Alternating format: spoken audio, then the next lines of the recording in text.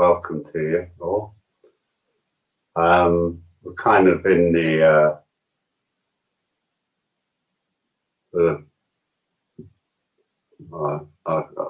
belly of the beast at the moment, aren't we? We've been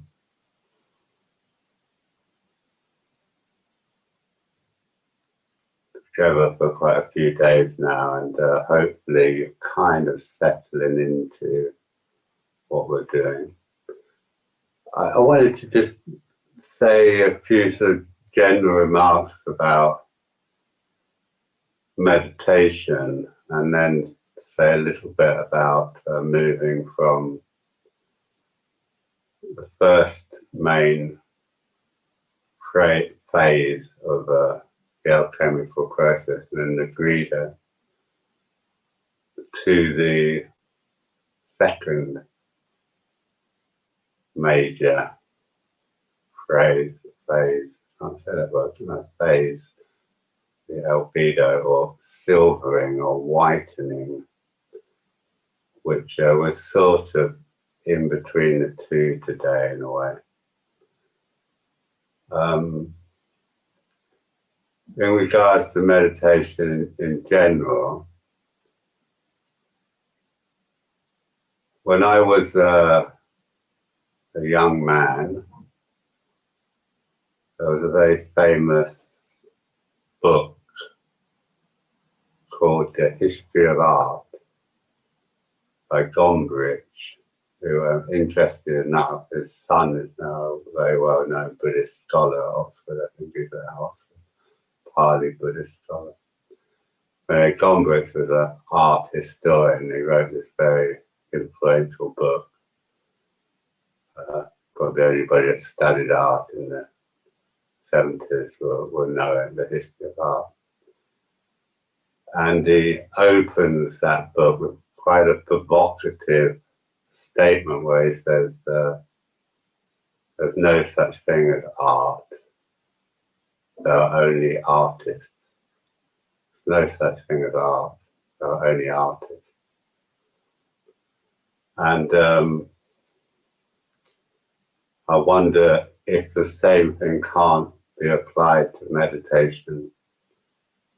To say there's no such thing as meditation, there's only meditators.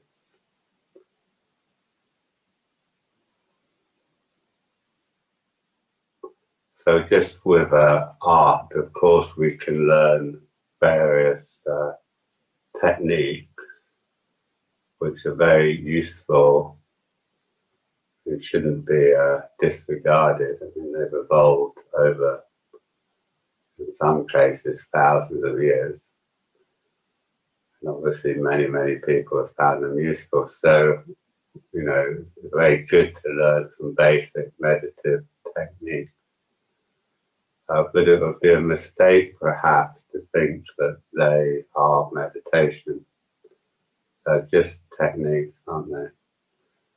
And the actual process of meditation is a kind of creative, dynamic process, which is perhaps individual to everybody. It's your meditation, isn't it? It's your body, it's your psyche, it's your life. And so, though there's a danger of doing this prematurely, perhaps, at some point meditation needs to be made your own, as it were. You need to move to trust in your own experience. So I say this just to sort of frame what we're doing, really, because I've personally found things that have sparked or ignited my imagination when it comes to meditation. I mean, particularly poetry and things like alchemy and various other things, shamanic practices, all these different practices, all these different traditions. And when I think about what have they got in common, what they got in common is that they're not literal. literal. And take this literally, yeah. By which I mean they don't have a fixed meaning. They don't have one meaning. They don't have one meaning. They're always what William Blake might have called double vision. Yeah. They always allow for the imagination to come into play. I was thinking about this. I mean, what characterizes sort of authoritarianism is this literalism, that there's a single right way, or there's a single meaning, or there's a single interpretation, and everything else becomes demonized, if you like.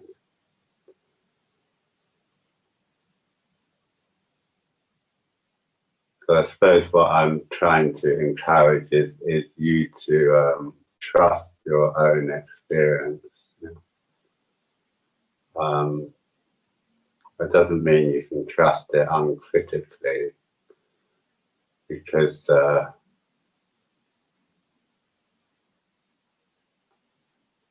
particularly our kind of rational ego mind tends towards literalism.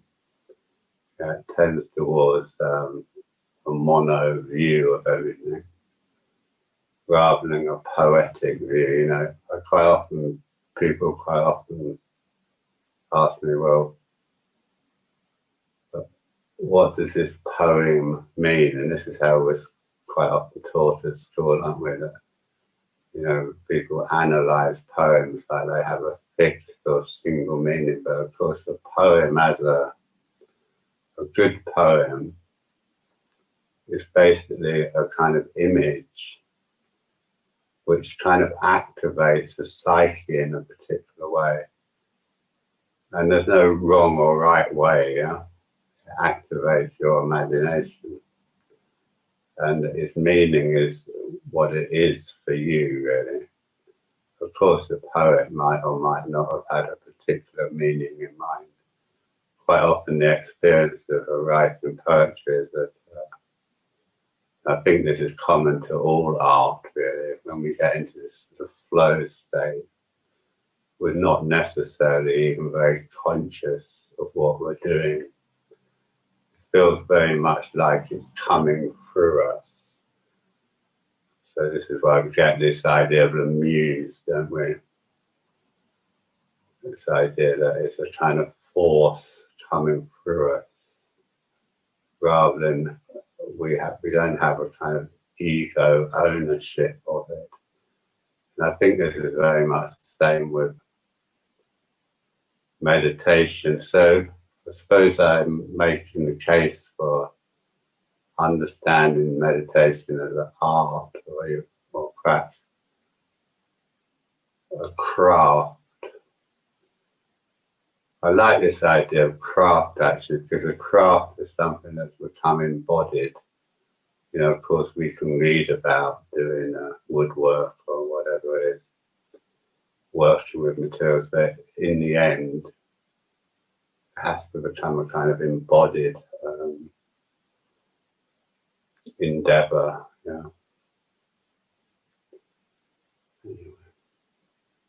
I wanted to just sort of say a little bit about what we've been doing so far, just kind of framing it in a particular way. But as I've already said, you know, this isn't the only way we can understand what's happening when we meditate. You know, many, many different ways we can understand or experience that process. What we've been doing so far, I was thinking about this last night after the session last night. I was thinking a bit more about the relationship between the kind of ego consciousness and what we might call heart or body consciousness, or the unconscious, or soul, or all these words we can use. You know? There's different words we could use, but this part of us that is largely in our everyday experience, kind of below the surface. Yeah. course, it comes out, as I've already mentioned, it comes out at night. When we go to sleep, the kind of ego consciousness kind of relaxes, and the sort of content of this kind of lower region, which we've been physically locating from the heart downwards in a way.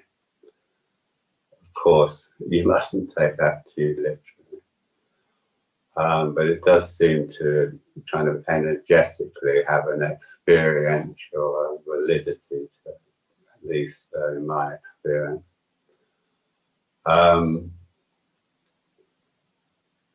So what's the relationship between ego consciousness and this unconsciousness? So far, we've been trying to sort of relax the ego consciousness. You know, we've been trying to kind of relax down into the more fully embodied experience.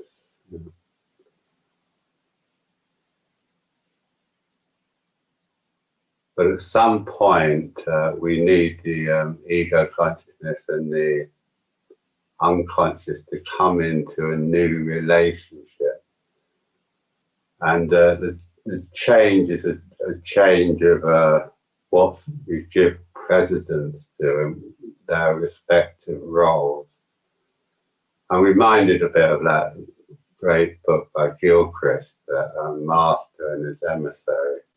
He's actually talking about the different hemispheres of the brain, the left and right hemisphere, where he makes his argument that the left hemisphere, I hope I've got this right around, but anyway, the rational side, the left hemisphere, has sort of usurped power and become dominant. Well, actually, and this is a cultural phenomena, particularly in the West, but actually the right hemisphere, which is the more holistic, that takes in the whole picture rather than this kind of detail, and has a different relationship with time, space, just has a different way of viewing the world. The right hemisphere should be dominant, and the left hemisphere should be in service to the right hemisphere. And the left hemisphere is very, very useful to us. It allows us to be in the world in a very particular way, which is vital, perhaps, you know. But it's also very partial, and it should be in service to the more intuitive, more emotionally informed, more compassionate, more holistic hemisphere. I don't know how long, it's a great book if you haven't read it actually. I don't usually go into this left-right hemisphere business, but he talks about it with such intelligence, and anyway, it's a very good book. And we could sort of say the same sort of thing, that we need to change the relationship between what we could call the ego consciousness or small self and what we might call the big self or big mind. So this relationship between what we might call small mind and big mind, where there's a tendency for this small mind, this mind that identifies very much in a self-centered way, puts us at the center of everything, to come into a different relationship with this more universal, archetypal, imaginal ocean that's below it in a way.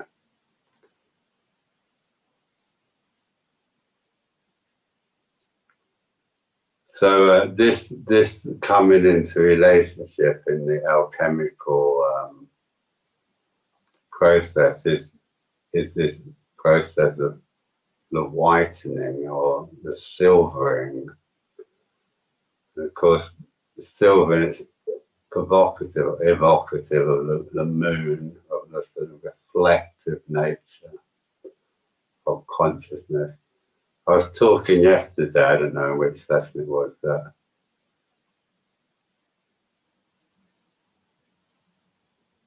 what the ego consciousness needs to learn to do is to listen to be receptive to this sort of greater part of us, which is a little bit below the normal level of awareness, our normal awareness.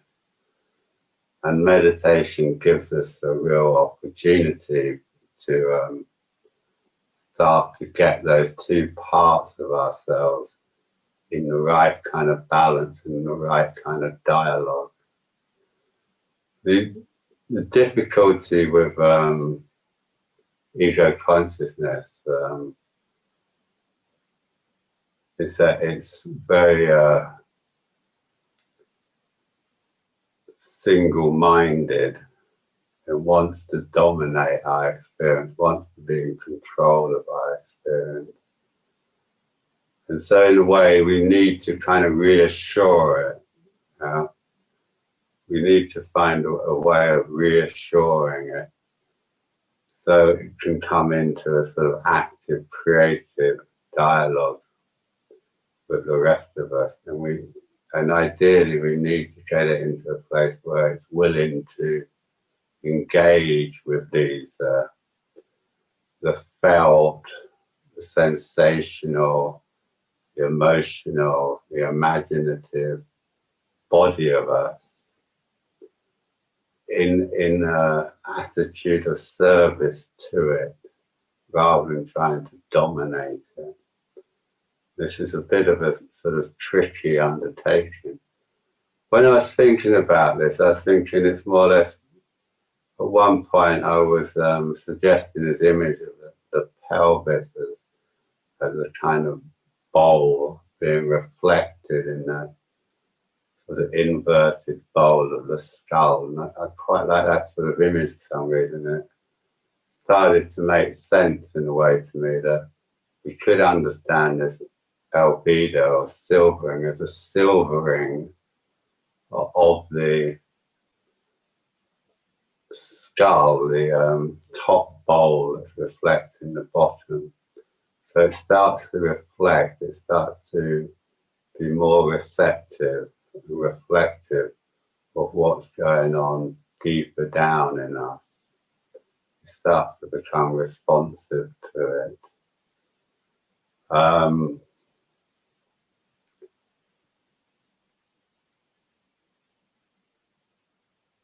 Hope that doesn't sound too kind of esoteric.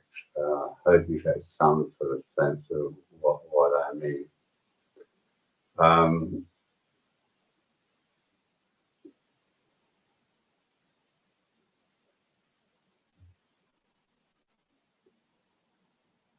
Well, maybe I'll just leave it there for the time being, and we'll see.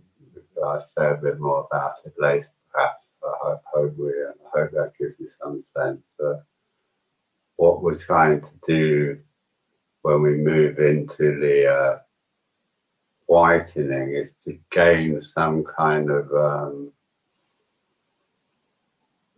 we're trying to get the ego consciousness to become less kind of judgmental, less authoritarian, less dominant, more receptive. It, you could even call it a feminine. This is a dodgy way of speaking. I realise that, but we could even call it a kind of feminization of the ego, of that particular part of us. Yeah. In the sense that it becomes more bodied, more embodied, more connected with the physicality of our being. When we read about shamanic traditions, there's this sort of reoccurring trope that happens, reoccurring story that happens. Very often, the calling of being a shaman is preceded by a period of illness. Like, it's not like the sort of shamanic attitude we have in the West, perhaps, but in these traditional cultures, very often there's a resistance. People don't want to take up this role of shaman, which is quite an onerous and difficult role. It's often said that they kind of live on the edge of the village. They're both kind of respected and honored, but to some extent, not feared, but sort of a little bit removed from the rest of the tribe, rest of the people. And very often they become very ill, and their illness only passes when they accept their shamanic calling. Yeah. I find this quite interesting because it sort of points to the fact that our calling, or our sort of where we potentially are going to find meaning in this life, is not necessarily reflected by our ego desires. The desires of the ego might go quite against our actual calling, our actual kind of reason that we're in this world, if you like.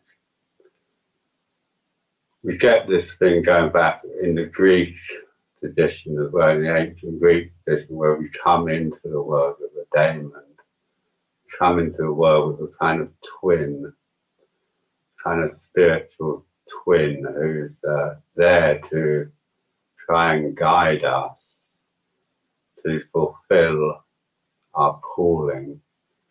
So in this way of thinking, it's not, we haven't come into this world randomly. We've come into this world with a kind of purpose. And in a way, the spiritual path, in this sense, could be understood as listening to that calling, listening and fulfilling that calling. Why are you here? You know, more pop culturally, sort of like this follow your bliss idea, perhaps, although one has to be careful about that, doesn't one? Because, but I suppose it is about finding why you're here. What's the point of your life? Why has the universe, if you want to use that word, why has reality manifested as you? What's that all about? And your calling might not necessarily conform to your ego's desires. So the ego has to learn to take on this more receptive and come into service to this other part of ourselves, which we might call our authentic self, or it's just what Jung called the self, isn't it? He called it this process of individualization, where we come to know our true self. You know? We come to know who and what we are and why we're in this world, as it were. Obviously, we can't take any of this literally, in a sense. You know, we have to take it kind of poetically.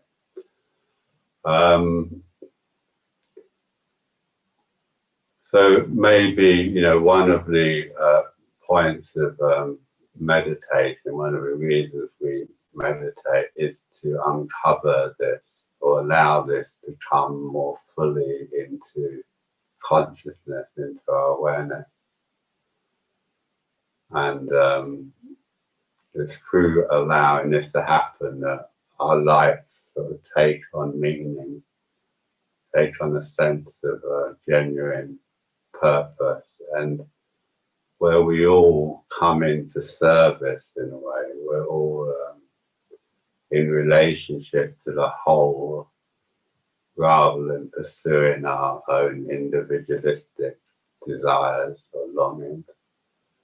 I won't use the word longing, because longing for me is something deep inside you. It is the calling, really, our longing. What really is our longing is our calling, is our coming into full relationship with the world in a way.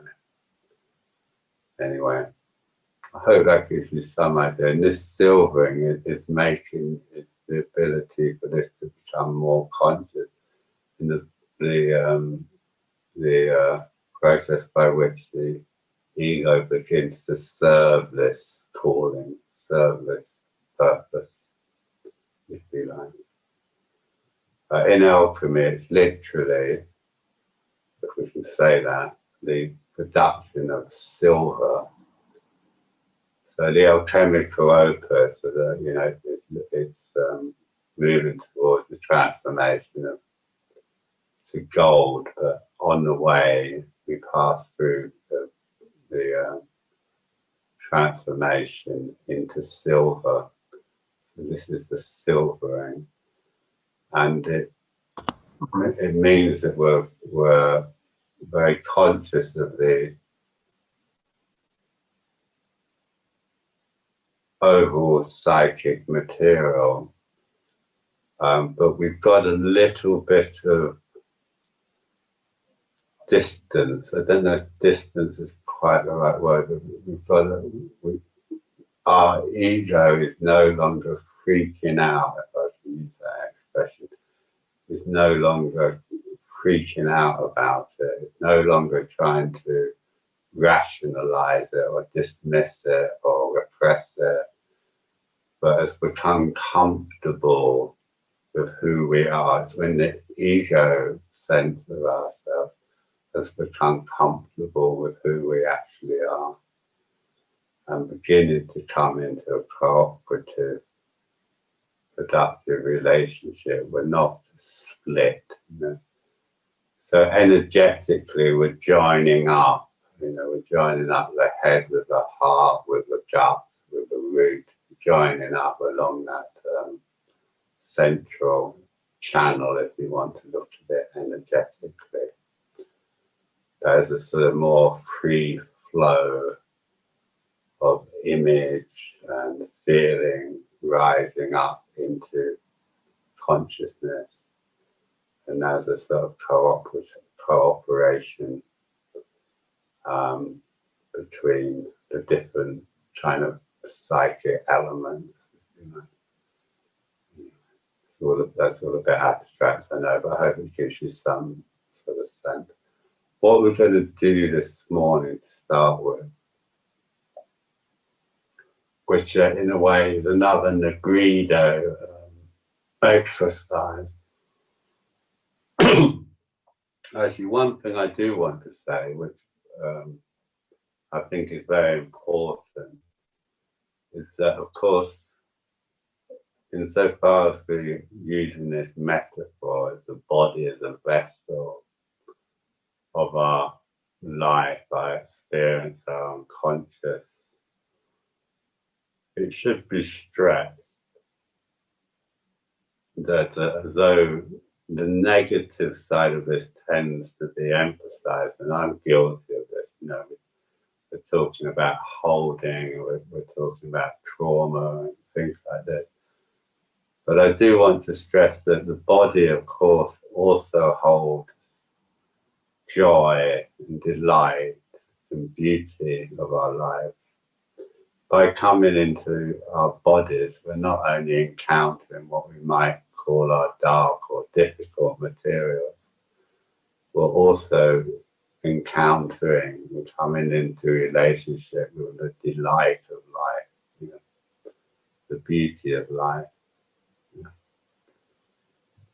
So we shouldn't we shouldn't, and this, you know, quite often when we start to tap into these sort of deeper reservoirs of our own psyche, we experience inspiration. Of course, the muse in although in the modern Western tradition, we tend to think of the muse as coming from above and down.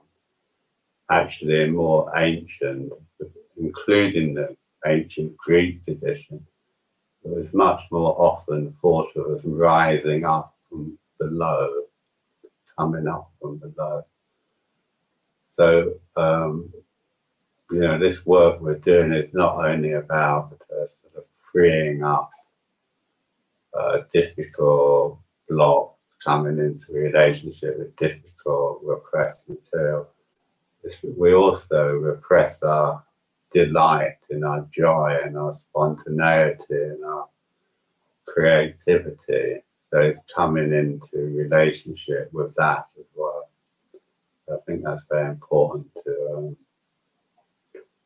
the unconscious, or the sort of body of the psyche, or the sort of underworld, is only negative from the ego's point of view. It's probably, in a sense, ethically neutral in a certain sort of way. You know, it's just how things are, and contains all sorts of energies that can be used in different ways. You know, at least we get, of course, we get this very clearly illustrated in the story, you know, story of Padmasambhava, or the whole kind of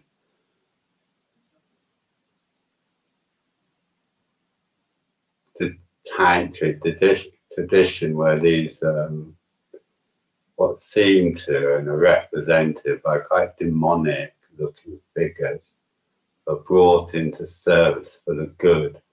So on a certain level of working, it's all just energy.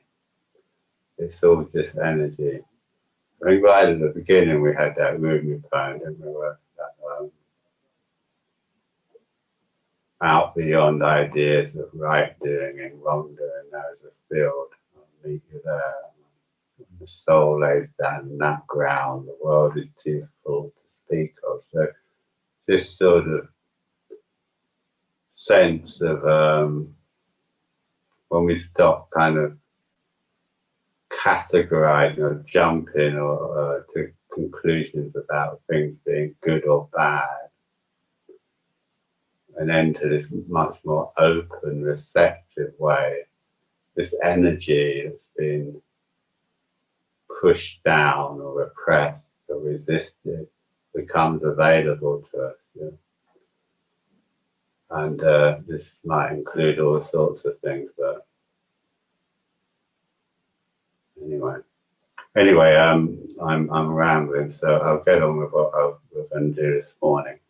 We're going to do another mantra, but this time we're going to do the Vajrapani mantra. So Vajrapani, as I'm sure you all know, well, I'm not sure you all know it at all, but probably most of you are aware of the figure of Vajrapani and aware that he's just sort of one of the three, sometimes called sort of principal bodhisattvas. You know, we have Avalokiteshvara representing compassion. We have a Manjughosha or Manjushri representing wisdom. And we have Vajrapani representing energy. And these are sometimes thought of as the three principal kind of elements of the enlightened mind. And I've often been struck that I think out of the three of them, we kind of neglect Vajrapani, we kind of neglect the energetic aspect of this mind. You know? Interesting enough, out of all the bodhisattvas, Vajrapani has the longest kind of history in Sneldrake. I think I've got that wrong, but in the book Indo-Tibetan Buddhism, he traces the story of Vajrapani. Of course, Vajrapani appears in the most ancient of Buddhist art. Very often get in the Gandhavira art, you often get an image of a seated Buddha, and standing beside him is this big kind of slightly pot-bellied, bearded figure holding a club. Looking very much like Heracles or Hercules. And this is no surprise really, because this has been hugely influenced by Greek art. Yeah. The thing about Greek art, they were they had a tradition of not only depicting gods. India only had this tradition of depicting gods at this time, I think. So Buddha being a human being wasn't depicted. But the Greeks had a tradition of also depicting heroes, in the Vajrapani looks very much like Hercules would find in the Greek, or oracular anyway. And he starts his career as a yaksha or tree spirit, which I also find really interesting. And he is the protector of the Buddha. He's the protector of the Buddha. And he later ends up as Vajrasattva. It makes this a transition from, fairly minor sort of spirit, tree spirit, to, in the end, to become a Vajrasattva at the center of the mandala, if you like. Anyway, so we're going to use the Vajrapani mantra, and we're going to use it in a particular way, and we're using this to sort of activate the underworld, if you like, activate the psyche, and we're going to see if we can just sit with whatever that's done in an open, receptive, reflective way. So allowing it to come into consciousness and be sort of received into consciousness, but trying to avoid kind of judgment or trying to rationalize it, just to stick, as Hillman's very keen on saying, sticking with the image rather than interpreting the image. I hope that makes some sense to you, but don't worry about it, because we'll do it and you'll just see what effect it has on you or not. Okay, so, I've got a little picture. Anyway. Vajrapani, of course, is also related to Indra. He's a lightning god, he's a sky god, he's a masculine god. But of course, his Vajra, which is, I'm sure you know, kind of stylized thunderbolts in a way. Very interesting how we get these recurring themes throughout mythology, isn't it? We've got Zeus, but we've also got probably the closest European god to the Bodhisattva Vajrapani is the Nordic Thor, whose hammer, interestingly enough, has exactly the same properties as Vajrapani's Vajra. And they're both symbolic lightning bolts, if you like. And the thing about lightning bolts is they seek earth, don't they? They strike downwards. And in so doing, kind of activate.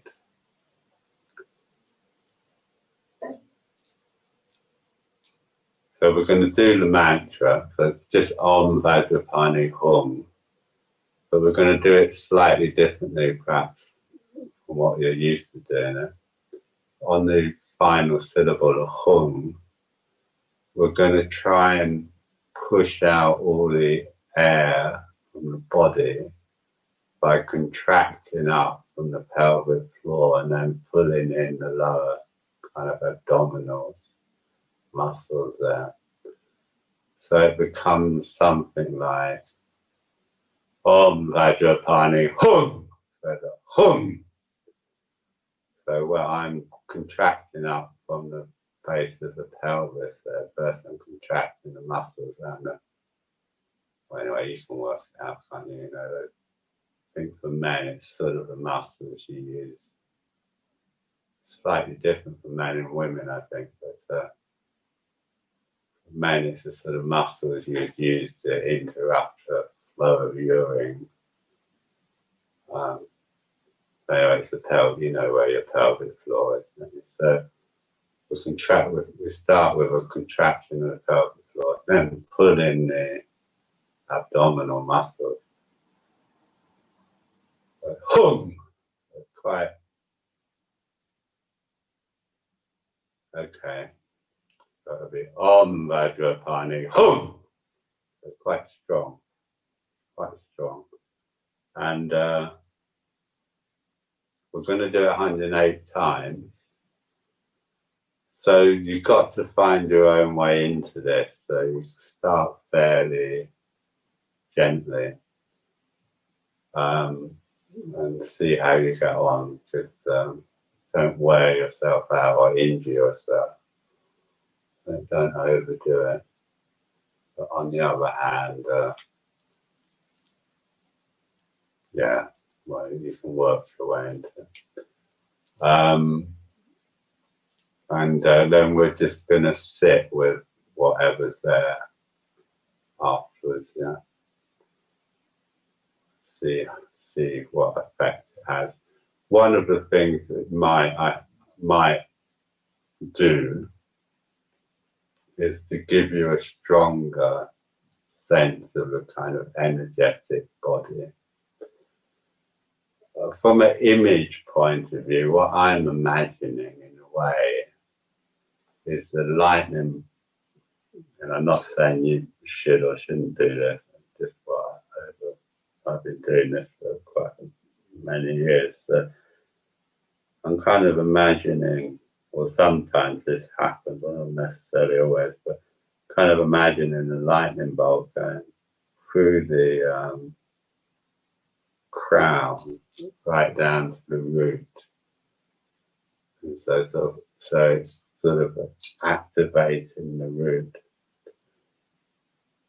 Yeah.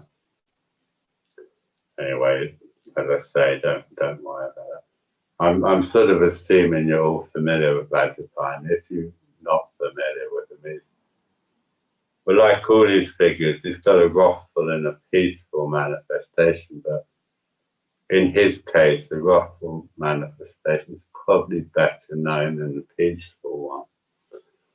And in the tantric scriptures, he plays a kind of troubleshooting role. He's sort of sent out on missions to sort of subdue various demonic forces and bring them into the mandala of Buddhism and things like this.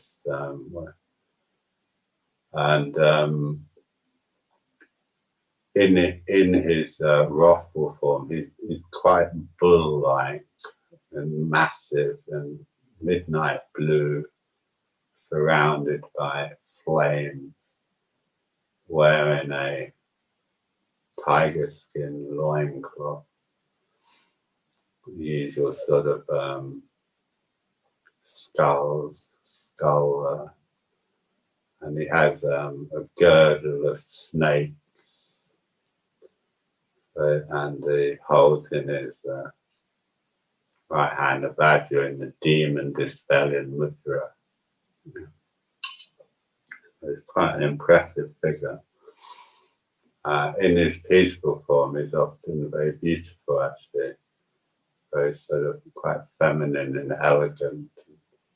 Often found on tankers.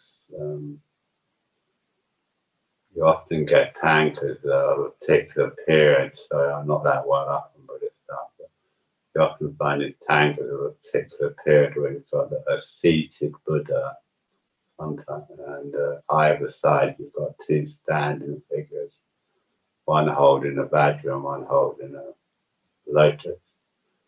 So one is Padmapani, lotus in hand, and one is Vajrapani, Vajra in hand.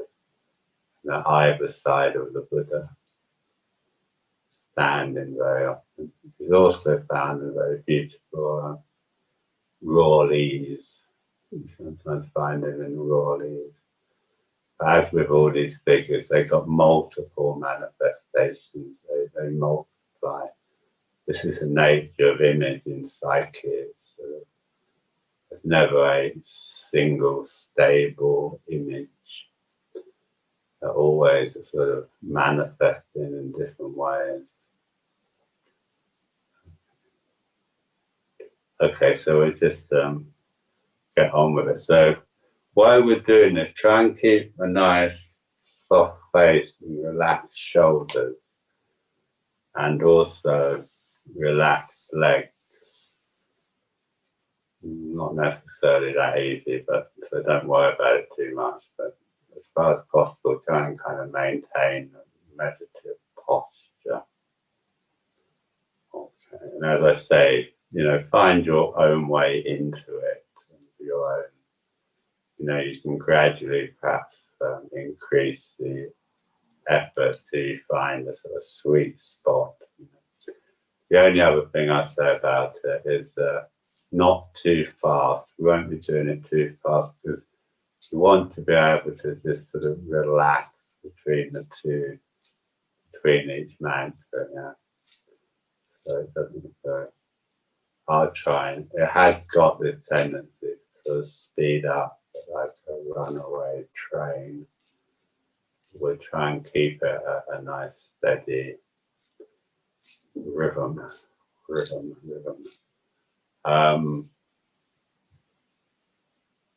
it, yeah.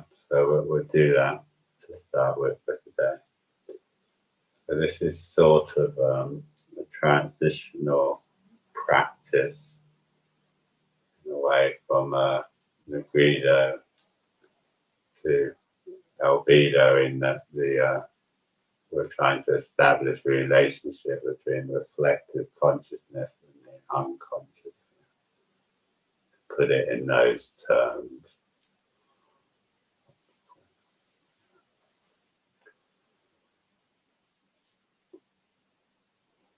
Okay, as we're going to be doing Vajrapani, and he's imagined as a sky god above us, let's be aware of the sky above us to start with.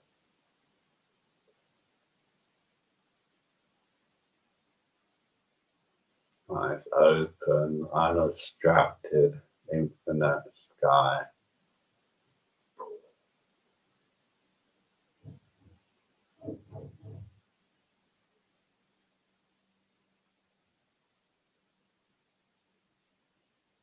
And let's see.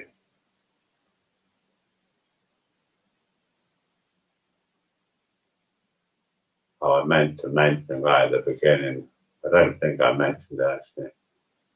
Just my doorbell might go because I'm expecting a kind of delivery.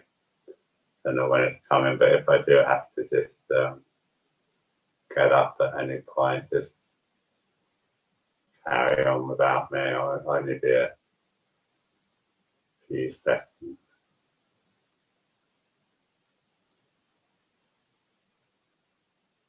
Anyway, so the sky above us, the sense of the earth, not only the physical earth, the actual earth, but our earth, if you like, our ground.